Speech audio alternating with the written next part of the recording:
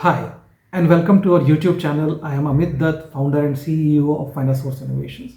Today we are going to discuss on home loans. Home यानी कि घर हमारे लिए दुनिया में सबसे खूबसूरत जगह होती है. We spend our most of the time in our home, जहाँ पर हम अपने family members and near and dears के साथ में काफ़ी सारा समय गुजारते हैं. ये हमारा मैटर ऑफ प्राइड होता है एंड इसमें हमारे ढेर सारी यादें जुड़ती हैं. ये हमारा बिलोंगिंगनेस होता है इसके साथ में. लेकिन इस घर को लेना इतना आसान नहीं होता है, क्योंकि घर के लिए हमारे को फाइनेंसिस की ज़रूरत पड़ती है, और इस फाइनेंसिस को लेने के लिए ही बैंक्स एंड फाइनेंशियल इंस्टीट्यूशंस होती हैं जो आपको होम लोन यानी कि हाउसिंग लोन्स इशू करती हैं. So let us understand what is home loan all about. Home loan एक फाइनेंशियल प्रोडक्ट है जिसमें आपने एक घर खरीदा. घर को बदले में बैंक आपको फाइनेंस इशू करती है. बदले में घर को जो है बैंक अपने पास सिक्योर कर लेती है, यानी कि मॉर्गेज करती है, और आपको लोन दे देती है. और बदले में आपको वो सारा पैसा एक फिक्स टेन्योर में इक्वेटेड मंथली इंस्टॉलमेंट्स यानी कि EMI के फॉर्म में देना होता है. अब इसमें इम्पॉर्टेंट ये है कि कौन कौन होम लोन के लिए एलिजिबल हो सकता है. तो होम लोन के लिए एक एज क्राइटेरिया होती है जिसमें 21 ईयर्स से लेकर 65 ईयर्स के एज तक कॉमनली बैंक लोन इशू देना चाहती है. दूसरी चीज़ ये है कि इनकम की स्टेबिलिटी काफ़ी इंपॉर्टेंट होती है. बट आप सैलरीड हैं या सेल्फ एम्प्लॉयड है, in both the cases you can apply for home loan. Credit score plays a very important role and ideal cases 750 plus अगर आपके सिविल स्कोर है तो आपको लोन बैंक प्रीफर्ड तौर पर देती है. Next point is your property की वैल्यू. आप प्रॉपर्टी कौन सी ले रहे हैं, कहाँ पर ले रहे हैं, ये सारी फैक्टर्स को ध्यान में रहते हुए बैंक आपको लोन देती है. अब आपको लोन कौन कौन से रीज़न से मिल सकता है.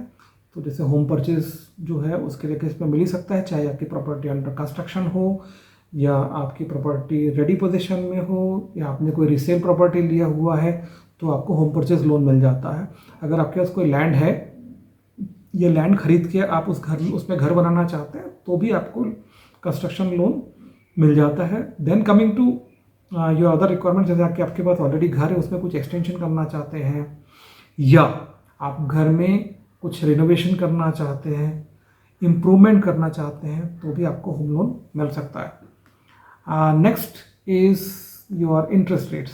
सो इंटरेस्ट रेट में there are two common rate of interest which are mostly prevailing. One is floating rate of interest, the other one is fixed rate of interest. Floating rate of interest is very common and इसमें आपको comparatively fixed rate of interest आपको थोड़ा कम rate of interest पे loan मिलता है. दूसरी इसमें क्या होती है कि ये रेट ये मोस्टली मार्केट से लिंक्ड रहता है, और अगर मार्केट कंडीशंस के हिसाब से रेट ऊपर या नीचे हो सकता है. ध्यान दीजिएगा, ऊपर भी जा सकता है और नीचे भी जा सकता है. तो ये इससे आपको फ़ायदा और नुकसान दोनों हो सकता है.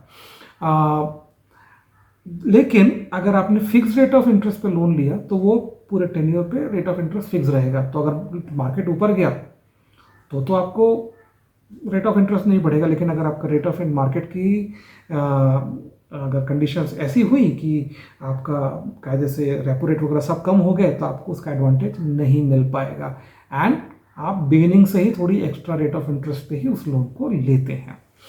Next coming to loan to value ratio. Loan to value ratio क्या होता है? आपकी जो भी प्रॉपर्टी आप खरीदते हैं, बैंक उसकी 100% फंडिंग नहीं करती है. बैंक आपसे एक्सपेक्ट करती है कि आप अपना भी कुछ एक कंट्रीब्यूशन करें. सो बैंक आपको प्रॉपर्टी की अप टू 75% से लेकर 90% तक फंड कर सकती है. अगर आपने 1 करोड़ का कोई प्रॉपर्टी लिया है तो उसमें आपको 90 लाख तक रफली बैंक फंड कर सकती है. बाकी अमाउंट जो है आपको अपनी तरफ से उन कंट्रीब्यूशन देना पड़ेगा, which may be minimum 10% and maximum depending on आपकी क्या रिक्वायरमेंट है उस हिसाब से. Then coming to fixed obligation to income ratio, FOIR, fixed obligation to income ratio क्या होता है कि आपकी जो इनकम है उसके अगेंस्ट में आपकी कुछ फिक्स्ड ऑब्लिगेशंस होती हैं जो आपको मंथली एक्सपेंसेस करने ही हैं। आपको अपना लाइट बिल, आपको अपने बच्चों के एक्सपेंसेस, उनके स्कूलिंग, आपके अपने रूटीन एक्सपेंसेस, होम एक्सपेंसेस, ये कुछ एक्सपेंसेस ऐसे होते हैं जो फिक्स्ड होते हैं। इसलिए आपको आपकी इनकम का एक फिक्स्ड ऑब्लिगेशंस के अगेंस्ट में कुछ इनकम जो है वो आपको रिजर्व रखना ही पड़ता है। तो एज पर द गाइडलाइंस आपका FOIR जो है वो आपके इनकम का 50% से लेकर 80% तक हो सकता है, डिपेंडिंग ऑन आपकी इनकम कितनी है। सो कॉमनली अगर आपकी इनकम अगर 1 लाख रुपए है तो आपको एक एवरेज 70% तक का FOIR मिल जाता है। What it means is 1 lakh रुपए की अगर आपकी मंथली इनकम है, मंथली इनकम का मीनिंग यहाँ पर क्या होता है कि आपकी जो सैलरी है उससे आपके इनकम टैक्स, दूसरे सारे डिडक्शंस को माइनस करने के बाद जो पैसा आपके बैंक अकाउंट में आता है उस मनी को कहते हैं आपके फिक्स्ड इनकम। उस फिक्स्ड इनकम अगर वो 1 लाख रुपए की आई तो उसका 70% यानी कि 70,000 रुपये तक की आपकी EMI हो सकती है। ओके, अब ये EMI में भी आपको ये ध्यान रखना है कि आपके ऊपर दूसरे अगर कोई ऑलरेडी EMI आप पे कर रहे हैं तो वो EMI का अमाउंट भी इस 70,000 से माइनस हो जाएगा। तो जो नेट अमाउंट बचा वो आपकी EMI एलिजिबिलिटी होगी।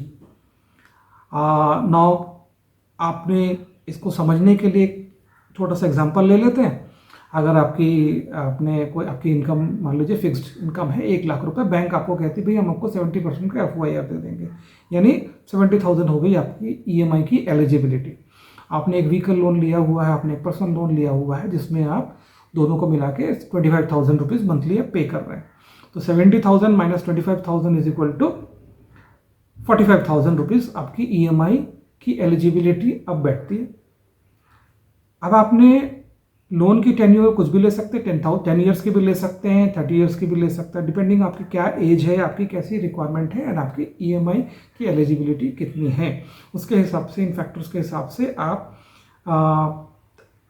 अप्रॉक्सीमेटली 35 लाख रुपीज़ से 55 लाख रुपीज़ तक लोन ले सकते हैं। तो ध्यान दीजिएगा, अगर आपके पास 45,000 की आपकी EMI की एलिजिबिलिटी है तो एक रफली 35 लाख टू 55 लाख रुपीज़ तक की आपकी लोन की एलिजिबिलिटी बैठती है। तो we have to calculate in this manner.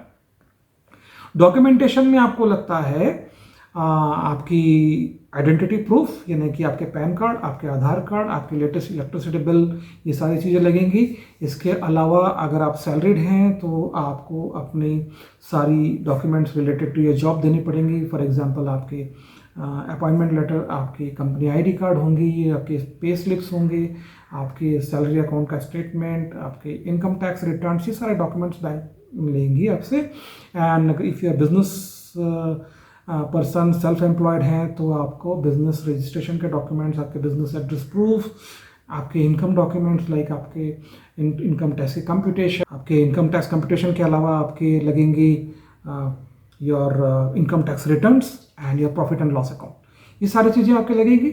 Once all this are done then bank इन सारे डॉक्यूमेंट्स को वैलिडेट करने के बाद साथ में आपकी प्रॉपर्टी के डॉक्यूमेंट्स को भी देखेगी। If everything is found fine तो बैंक आपको लोन को अप्रूव कर देगी।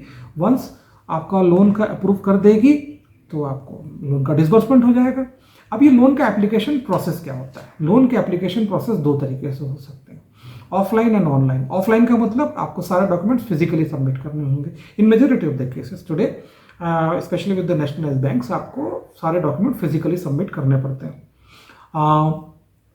तो इसमें आपको एक लोन का एप्लीकेशन फॉर्म होगा, आपके सारे जो डॉक्यूमेंट्स हमने कहा, आपके प्रूफ, आपके आइडेंटिटी डॉक्यूमेंट्स, आपके income documents and property documents, ये सारी चीज़ों को अटैच करके आपको with your signatures and your photographs आपको बैंक में सबमिट करने पड़ेंगे। देन वंस आपने बैंक में सबमिट कर दी, बैंक इसको वेरीफाई करती है आपके डॉक्यूमेंट्स को अपने एंड पे, प्रॉपर्टी को भी वेरीफाई करती है and if everything is found fine then bank आपके क्रेडिट स्कोर को भी चेक करती है। तो क्रेडिट स्कोर को चेक करने के बाद अगर आपकी क्रेडिट स्कोर अच्छी है तो आपको लोन रिलेटिवली इजीली मिल जाती है। Once your loan is easy, तो once your loan is approve, फिर लोन के लिए आप अपने ब्रांच में बैठ के, जिस ब्रांच में आपने अप्लाई किया है वहाँ पर आपको एग्रीमेंट करके आप अपना जो है पेमेंट का चेक या ड्राफ्ट ले सकते हैं। Now coming to your online application procedure. Online application procedure में खाली ये होता है कि आपको फिजिकल सारे डॉक्यूमेंट्स जो है बैंक में जाके सबमिट नहीं करना है, आपको अपने डॉक्यूमेंट्स को ऑनलाइन सबमिट करना है। लेकिन वेरिफिकेशन प्रोसेस, क्रेडिट अप्रूवल, सारी चीज़ें उसमें भी होने वाली है। And before disbursement of your loan, bank उन सारे के सारे डॉक्यूमेंट्स को एक बार आपके सामने वेरीफाई जरूर करेगी। अब ये आपका क्या हो गया, लोन आपने अप्लाई कर दिया, लोन अप्रूव हो गया। अब इसमें आपको आगे की चीज़ें क्या है, इसमें 2-3 बेनिफिट्स भी हैं जो आपको समझनी चाहिए। First, tax benefit. तो टैक्स बेनिफिट जो है उसमें आपको एक सिल्वर लाइनिंग ये है कि भाई आपको सेक्शन 80C के अगेंस्ट में आपको 1.5 लाख रुपीस तक आपको एनुअली आप अपना सेविंग कर सकते हैं against the principal payment of section against of your loan. तो सेक्शन 24 भी है दूसरा सेक्शन, जिसके अंदर आपका इंटरेस्ट पेमेंट का अप टू 2 लाख रुपीस तक आप for your self occupied property आप डिडक्शंस ले सकते हैं। इनफैक्ट अगर आपकी लेट आउट प्रॉपर्टी है तो भी आप पूरे इंटरेस्ट का एडवांटेज ले सकते हैं। Then comes various kind of other features and I should say factors which you should consider while taking the loan. तो आपकी EMI होती है जो आपकी फिक्स डेट में डिडक्ट हो जाती है आपके बैंक अकाउंट से ECS के फॉर्म में। दूसरी चीज़ ये होती है कि आपकी अपनी EMI तो पे कर दी, इसके ऊपर आपके पास कुछ एक्स्ट्रा फंड आया तो आपने चाहते हैं कि उसको बैंक आपको रीपेमेंट करते जाए ताकि आपका प्रिंसिपल अमाउंट कम होता जाए। तो इस केस में आप बैंक को जाके कुछ एक्स्ट्रा पेमेंट कर देते हैं up and above your EMI which is called pre payment. एक ये होता है, मेजॉरिटी ऑफ द बैंक्स को इसमें प्री पेमेंट में ऑब्जेक्शन नहीं होता है। The second thing is foreclosure. तो फोरक्लोजर का मतलब क्या होता है कि आपके पास इतना फंड आ गया कि अब आप पूरा का पूरा होम लोन को पेमेंट के अगेंस्ट में जाके पेमेंट करके आप क्लोज कर सकते हैं, विच इज़ कॉल्ड फोरक्लोजर।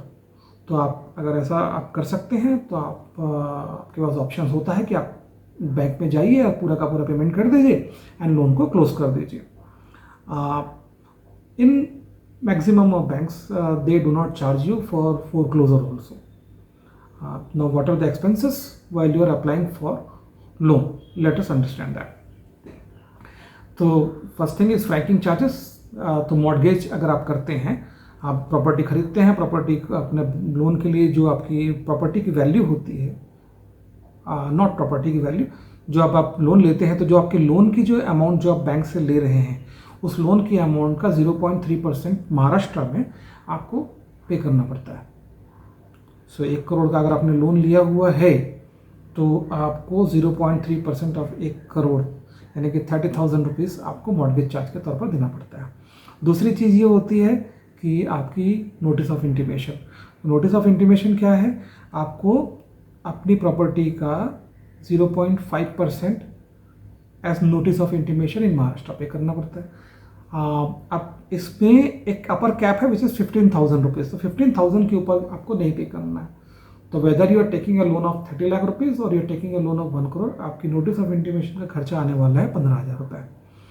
ना coming to processing fee, bank to bank ये काफ़ी ज़्यादा वेरी होती है एंड आपकी कई समय बैंक जो है प्रोसेसिंग फ़ी को निल भी करती हैं और कभी कभी रिड्यूस भी करके रखती हैं।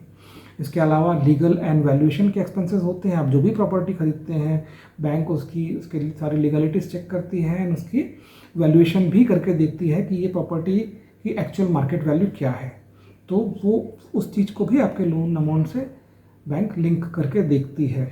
इसके अलावा स्टैम्प पेपर्स के कुछ एक्सपेंसेस होते हैं, छोटे मोटे दूसरे एक्सपेंसेस होते हैं, बाकी जो कि आपके बेसिकली एडमिनिस्ट्रेटिव एक्सपेंसेस होते हैं जो बहुत बड़ा अमाउंट नहीं होता है। Then coming to insurance part, banks हमेशा प्रेफर करती हैं कि आप प्रॉपर्टी का इंश्योरेंस ले लीजिए। इसके अलावा life insurance and health insurance भी आपका लोन के साथ हो सकता है। तो बस एक बार आप लोन लेते समय इतनी सारी बातों का ही ध्यान रखना है। कुछ चीज़ों का ध्यान ये रखना है कि आपकी इंटरेस्ट, एक बार आपने लोन ले लिया तो रेट ऑफ इंटरेस्ट क्या जा रही है, ऊपर जा रही है, नीचे जा रही है, उस हिसाब से अपने लोन को एक्टिवली मैनेज करना चाहिए। अगर आपके पास में एक्स्ट्रा इनकम आती है तो आप ये ध्यान दीजिए कि समय समय पर आप लोन को रिपेमेंट करके आप अपने प्रिंसिपल को कम करें। इससे आपका लोन फास्टर क्लोज होता है, क्योंकि रीपेमेंट का पूरा पैसा प्रिंसिपल से माइनस होता है, 100% of the money. And third thing is कि आप लोन लेते समय सारे के सारे चार्जेस जरूर अपने बैंकर से पूछिए। उसमें से कोई भी हिडन चार्जेस अगर हो तो आप उसको ट्राई करें आइडेंटिफाई करने के लिए, सो दैट आपको आगे कोई तरीके की परेशानी ना हो। So overall, to conclude, home loan is a great product which helps you to get your dream property, and rate of interest जो है मार्केट में हमेशा होम लोन के रेट ऑफ इंटरेस्ट लो होते हैं compare to the other loans. And इसमें आपको income tax के एडवांटेजेस भी मिलते हैं, साथ ही साथ आपकी अपनी एक प्रॉपर्टी भी हो सकती है। आप इनफैक्ट 2 प्रॉपर्टीज़ के लिए होम लोन्स को अप्लाई कर सकते हैं। तो this is all about home loans. तो I hope you have found the video informative, and इससे आपको अपने लोन के प्रोसेस में काफ़ी आसानी होगी। And do subscribe to our channel and keep the touch the bell icon so that you can keep on getting our notifications, because we will be going to put a lot of videos in future as well, which will be on various other kind of loans and other financial products. So stay in touch, keep connected. Wish you a great day. Thank you.